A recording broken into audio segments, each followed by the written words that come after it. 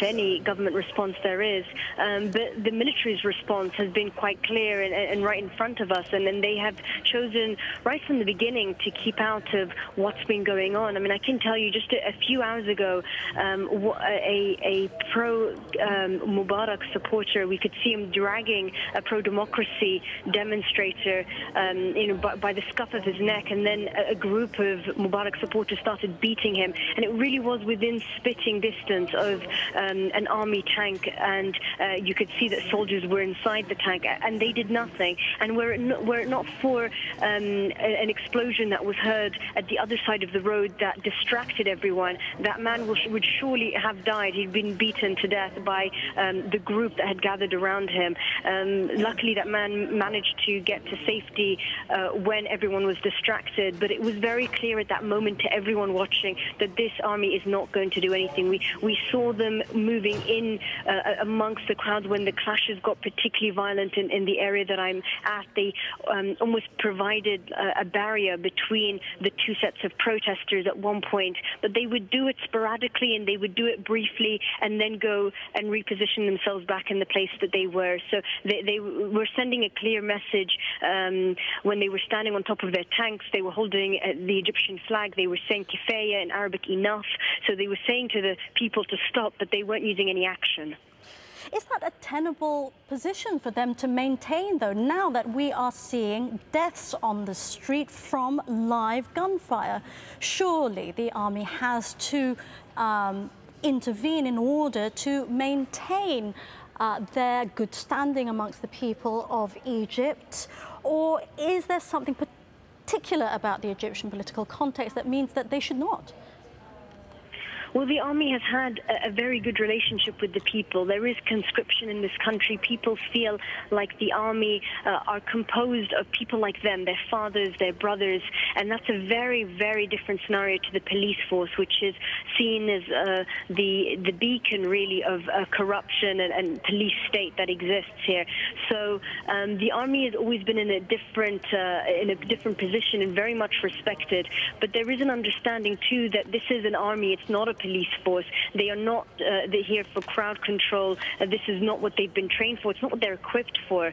However, given the fact that the police have melted away in this way and are really have just been present in the last sort of 24 hours or so, but not in these flashpoint areas, it has been left to the army to provide, the law and order. I mean, they're really the only security out in force. And yes, I think that we will certainly hear, and we have heard on Al Jazeera when we've been speaking to eyewitnesses, how the military has failed them, failed the people inside the square, who of course are also Egyptians, failed them in protecting them, and of course failed those people who have been killed.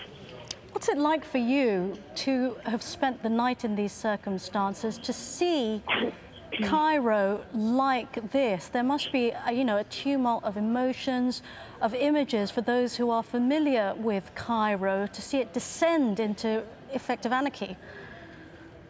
Yeah, I mean, every single day that I've covered this story, I feel like I'm saying the same sort of words. This is unprecedented. We've never seen anything like this. But, I feel those words are even more relevant today. And last night, just being with the Egyptians, young and old, the old people, old men telling me that they've never seen anything like this in their whole existence. They've lived through wars here, but they've never seen anything like this in Egypt before. The young ones so worried, so scared, not really understanding what's going on. I mean, it's just been completely traumatizing, I'd say.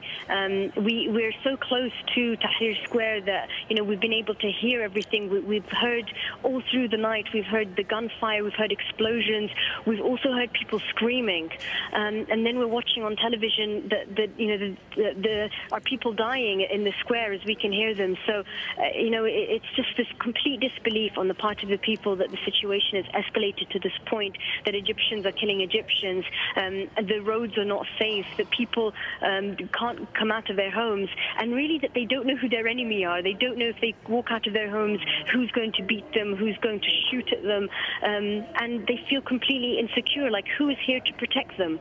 You know, they really feel like they can only rely on each other and the weapons that they've amassed in terms of the sticks or the batons that they have in their hands. That seems to be the only protection. They feel, I think, completely failed by the security services and terrified. I'm going to leave you to gather some more news for the time being. I just want to remind people that we've been watching the live picture from Cairo's Liberation Square, or Tahrir Square, as the sun has risen over the city. It's been such a dramatic night. You know, for the last 10 days or so, these have been, by and large, peaceful demonstrations, almost a sort of a textbook Gandhian uprising, non-violent direct action, as that school of protest used to talk about it. Now, the revolution, as some people have been calling it, has turned ugly. Watching all of this unfold in the square itself has been photojournalist Yason Athanasiades. In the square, you know, I understand you've been able to take some pictures through the night, and we can show our viewers some of those images. Tell us about the kind of night that you've had. It was not an easy night, to put it mildly. I haven't seen scenes of almost body-to-body battle like the kind of I saw over the last 12 hours anytime before in my life. And I'm Greek, and I think Greece is quite well known for rioting. But the kind of images we saw, burnt out APCs, police vans, and military vehicles, thousands of anti-government demonstrators huddling behind them, pushing forward 70, 80 people strong, entire buses to create new bridgeheads to push forward the front line, massed against them. Thousands of pro-government protesters shouting, throwing stones, Molotov cocktails, gunshots ringing out, and us jumping from cover to cover as the stones rained down on us. Me and another photographer trying to get some shots around the metal filings that the protesters were erecting to protect themselves from the hail of stones that was coming down upon them. At some point, the protesters told us to enter one of the buildings. Half of it was on fire. We climbed up staircases that were packed with protesters carrying up blankets covered in rocks for the protesters up in the 5th and 6th floors, balconies to throw down onto the pro-Mubarak demonstrators down in the street. And when we emerged onto the balconies and kind of peeked our heads around the makeshift shields that they'd erected there, it was extraordinary sights. Fires burning underneath, a metal network of trenches that had been created by the anti-government protesters, this constantly forward-shifting front line, and then the thousands of demonstrators that I described on the other side fighting back. It was really a sight I will never forget.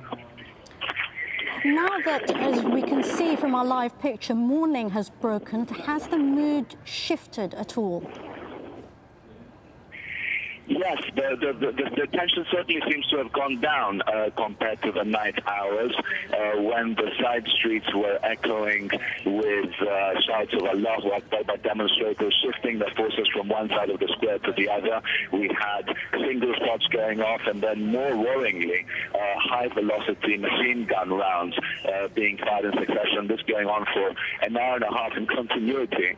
But now with the first break of light, and also with the encouraging news for the protesters holding the square that their colleagues further down have managed to capture or push the front line all the way up to the Ramses Hilton and the overpass of the 6th of October bridge.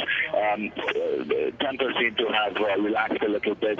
However, throughout the night we have had groups of demonstrators catching people that they claim are collaborators of the regime who belong to state security, and inevitably crowds will gather around them, and there'll be a fair amount of punching and hitting. Some protesters trying to protect the captives, others punching them, and then eventually stacking them into this metro entrance reeking of urine and feces, where 150 of these alleged collaborators were being held, bloody, bandaged, and quite badly beaten up.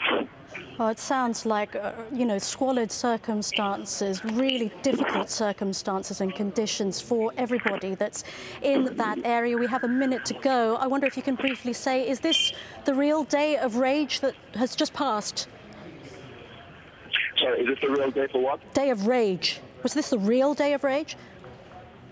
It's very difficult to tell if there's any rage left. Many of the people in the square look extremely and there's tents and dying campfires, smoke billowing up into the sky. But Friday is the day that is held by the protesters as the day of departure for Egyptian President Hosni Mubarak, this being a response to his offer for compromise for early elections and a form of concession speech, him not standing for elections again, that the demonstrators right. saying, no, we will hold on to the square.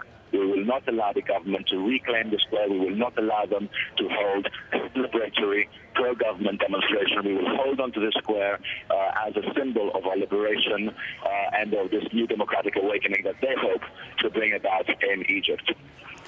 Yason Athanasiadis, thank you very much, photojournalist in Liberation Square. You're watching Al Jazeera. Our live and comprehensive coverage from Egypt continues. It is reported that 5 people have been killed in overnight violence. It is now 0500 GMT. That's 7 o'clock in the morning in Egypt. These live pictures from Cairo's Liberation Square show what's going on right now. I'm Veronica Pedroza. A reminder of what's been happening in the past few hours. As we enter day 10 of the standoff, gunshots have been heard in and around Cairo's Liberation Square in the last few hours. We're hearing, as I say, 5 people have been killed, 15 have been wounded, following a day of violence as pro-Mubarak demonstrators clashed with pro-democracy protesters in the square. Eyewitnesses have accused the army of failing to intervene. The US Secretary of State, Hillary Clinton, has spoken to Egypt's newly appointed Vice President, Omar Suleiman, condemning the clashes as a, quote, shocking development. America's top diplomat saying that those responsible for the violence must be held accountable. Now, a Google map, just to show you, well, give you a better idea of where the violence has broken out in Cairo. The focal point, Liberation Square, where pro-democracy supporters and Mubarak supporters have been clashing. Fighting has also been reported at the Qasr al-Nil bridge. Earlier, there were clashes outside the Egyptian Museum near the square. Loud gunfire was heard in the area. And also here, around the street called Sahel al-Galel. Back to the live picture, a pall of smoke drifting over the crowds of pro- and anti-government demonstrators as they apparently regroup. A pause in the fighting and the live gunfire that we've been hearing for about 3 hours now. As the camera zooms in, you should be able to see those makeshift barriers that the anti-Mubarak demonstrators have put up as a kind of defense against the pro-Mubarak supporters. Another of our correspondents in Cairo has been watching and listening as all this played out overnight. Really dramatic scenes. A game-changing situation, it's been called by several of the people we've spoken to in the last few hours. What's your assessment?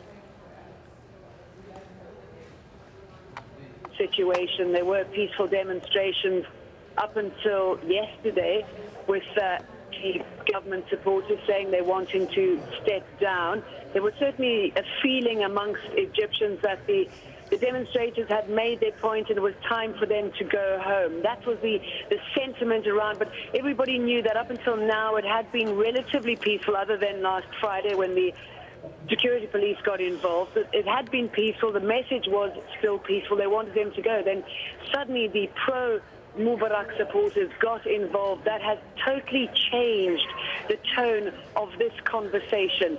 And the fact that it is believed there is a state backing behind this. Obviously, there are government supporters involved in this every day, man, woman on the street also supporting the president.